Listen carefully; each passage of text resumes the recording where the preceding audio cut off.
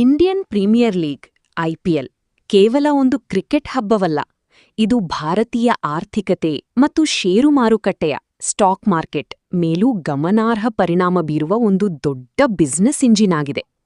IPL ಟೂರ್ನಿಯು ಷೇರು ಮಾರುಕಟ್ಟೆಯ ಪ್ರಮುಖ ಸೂಚ್ಯಂಕಗಳಾದ Nifty ಅಥವಾ ಸೆನ್ಸೆಕ್ಸ್ನ ದೀರ್ಘಕಾಲದ ಟ್ರೆಂಡ್ ಅನ್ನು ಬದಲಾಯಿಸದಿದ್ದರೂ, ಕೆಲವು ನಿರ್ದಿಷ್ಟ ವಲಯಗಳ ಸೆಕ್ಟರ್ಸ್ ಮತ್ತು ಹೂಡಿಕೆದಾರರ ನಡವಳಿಕೆಯ ಮೇಲೆ ಭಾರೀ ಶಾರ್ಟ್ ಟರ್ಮ್ ಅಲ್ಪಾವಧಿ ಪರಿಣಾಮ ಬೀರುತ್ತದೆ. ಐಪಿಎಲ್ನಿಂದ ಷೇರು ಮಾರುಕಟ್ಟೆಯ ಮೇಲೆ ಯಾವ ರೀತಿ ಪರಿಣಾಮ ಬೀರುತ್ತದೆ ಎಂಬುದರ ಸಂಪೂರ್ಣ ಮಾಹಿತಿ ಇಲ್ಲಿದೆ. 1. ಐಪಿಎಲ್ನಿಂದ ನೇರ ಲಾಭ ಪಡೆಯುವ ಪ್ರಮುಖ ವಲಯಗಳು.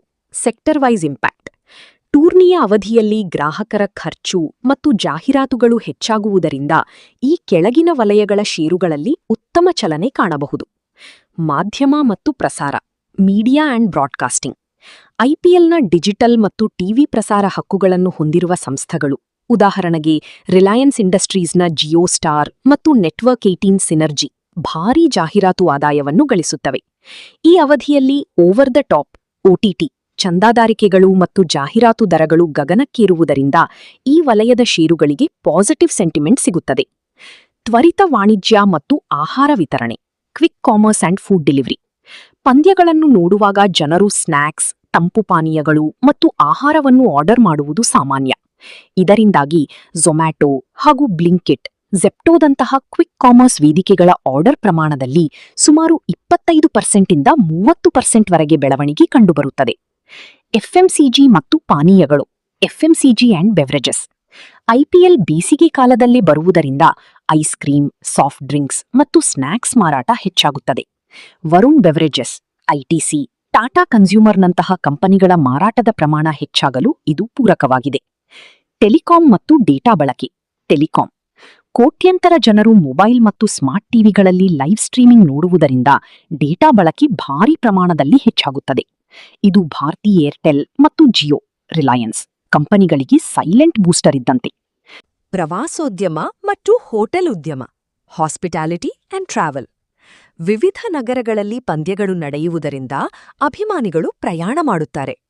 ಇದರಿಂದಾಗಿ ಕ್ರೀಡಾಂಗಣಗಳಿರುವ ನಗರಗಳಲ್ಲಿನ ಹೋಟೆಲ್ ರೂಂಗಳ ಬೇಡಿಕೆ ಮತ್ತು ವಿಮಾನಯಾನ ಬುಕಿಂಗ್ ಹೆಚ್ಚಾಗುತ್ತದೆ. ಉದಾಹರಣೆಗೆ ಇಂಡಿಯನ್ ಹೋಟೆಲ್ಸ್, ತಾಜ್ ಗ್ರೂಪ್. 2.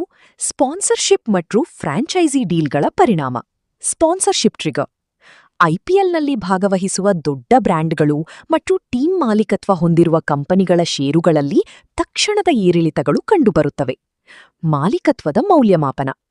ಇತ್ತೀಚೆಗೆ ಆರ್ಸಿಬಿ ಮತ್ತು ರಾಜಸ್ಥಾನ್ ರಾಯಲ್ಸ್ನಂತಹ ದೊಡ್ಡ ಫ್ರಾಂಚೈಸಿಗಳ ವ್ಯಾಲ್ಯೂಯೇಷನ್ ಡೀಲ್ಗಳು ನಡೆದಾಗ ಮಾರುಕಟ್ಟೆಯಲ್ಲಿ ಲಿಸ್ಟ್ ಆಗಿರುವ ಸನ್ ಟಿವಿ, ಸನ್ರೈಸರ್ಸ್ ಹೈದರಾಬಾದ್ ಮಾಲೀಕರು ಮತ್ತು ಆರ್ಪಿಎಸ್ಜಿ ವೆಂಚರ್ಸ್, ಲಕ್ನೋ ಸೂಪರ್ ಜಾಯಂಟ್ಸ್ ಮಾಲೀಕರು ನಂತಹ ಕಂಪನಿಗಳ ಷೇರು ಬೆಲೆಗಳಲ್ಲಿ ಹಠಾತ್ ಏರಿಕೆ ಕಂಡುಬಂದಿತ್ತು.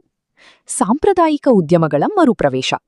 ಈ ಬಾರಿ ಸ್ಟಾರ್ಟ್ಅಪ್ಗಳಿಗಿಂತ ಹೆಚ್ಚಾಗಿ ಸಿಮೆಂಟ್, ಬ್ಯಾಂಕಿಂಗ್, ಬಿಎಫ್ಎಸ್ಐ, ಇನ್ಫ್ರಾಸ್ಟ್ರಕ್ಚರ್ ಮತ್ತು ಆಟೋಮೊಬೈಲ್ನಂತಹ ಸಾಂಪ್ರದಾಯಿಕ ದೊಡ್ಡ ಕಂಪನಿಗಳು, ಉದಾಹರಣೆಗೆ ಟಾಟಾ ಗ್ರೂಪ್, ಪ್ರಮುಖ ಸ್ಪಾನ್ಸರ್ಗಳಾಗಿ ಮುಂಚೂಣಿಯಲ್ಲಿವೆ. ಇದು ದೀರ್ಘಾವಧಿಯಲ್ಲಿ ಬ್ರ್ಯಾಂಡ್ ಮೌಲ್ಯ ಹೆಚ್ಚಿಸಿಕೊಳ್ಳಲು ಈ ಕಂಪನಿಗಳಿಗೆ ನೆರವಾಗುತ್ತದೆ. 3. ಹೂಡಿಕೆದಾರರ ನಡವಳಿಕೆ ಮತ್ತು ಮಾರುಕಟ್ಟೆ ದ್ರವ್ಯತೆ. Trading behaviour and liquidity. IPL ಕೇವಲ ಬಿಸ್ನೆಸ್ ಅಷ್ಟೇ ಅಲ್ಲ, ಅದು ಹೂಡಿಕೆದಾರರ ಸೈಕಾಲಜಿ ಮೇಲೂ ಪ್ರಭಾವ ಬೀರುತ್ತದೆ. ಲೈವ್ ಮ್ಯಾಚ್ಗಳ ಸಮಯದಲ್ಲಿ ಟ್ರೇಡಿಂಗ್ ಕುಸಿತ. ಸಂಜೆ ಮತ್ತು ವಾರಾಂತ್ಯದ ಪ್ರಮುಖ ಪಂದ್ಯಗಳ ಸಮಯದಲ್ಲಿ ರಿಟೇಲ್, ಸಣ್ಣ ಹೂಡಿಕೆದಾರರ ಗಮನ ಕ್ರಿಕೆಟ್ ಕಡೆಗೆ ಇರುವುದರಿಂದ ಇಂಟ್ರಾಡೇ ಟ್ರೇಡಿಂಗ್ ವಾಲ್ಯೂಮ್ ಮತ್ತು ಮಾರುಕಟ್ಟೆಯ ದ್ರವ್ಯತೆ ಲಿಕ್ವಿಡಿಟಿ ಸುಮಾರು 3% ವರೆಗೆ ತಾತ್ಕಾಲಿಕವಾಗಿ ಕಡಿಮೆಯಾಗುವ ಟ್ರೆಂಡ್ ಕಂಡುಬರುತ್ತದೆ.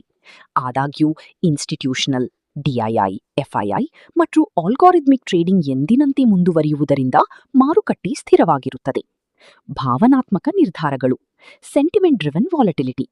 ನೆಚ್ಚಿನ ತಂಡ ಗೆದ್ದಾಗ ಅಥವಾ ಹೈಪ್ ಹೆಚ್ಚಾದಾಗ ಹೂಡಿಕೆದಾರರು ಭಾವುಕರಾಗಿ ನಿರ್ದಿಷ್ಟ ಸ್ಪಾನ್ಸರ್ ಷೇರುಗಳನ್ನು ಖರೀದಿಸಬಹುದು. ಆದರೆ ಇದು ಕೇವಲ ಸೆಂಟಿಮೆಂಟ್ ಆಧಾರಿತ ಅಲ್ಪಾವಧಿಯ ಏರಿಕೆಯಾಗಿರುತ್ತದೆ.